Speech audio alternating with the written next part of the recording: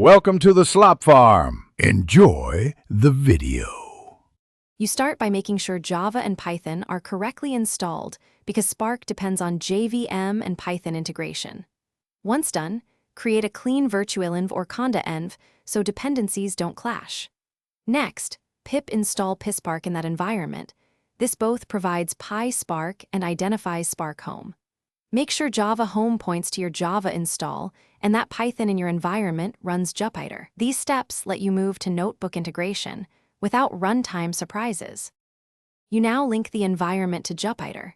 Activate the env, pip install ipykernel, and run python m ipykernel install username pysparkenv display name pysparkenv.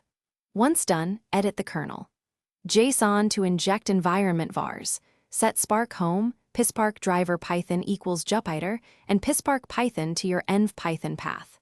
Make sure the Spark conf points to the correct Python executable. This ensures executors use the same interpreter and avoids serialization errors. You finish by launching Jupyter Notebook, selecting the Pyspark kernel, and creating a Spark session with Builder.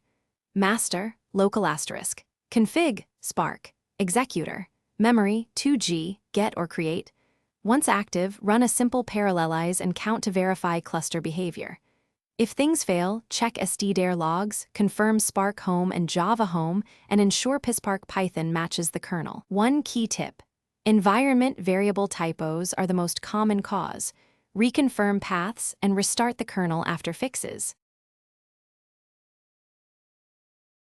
Thanks for watching.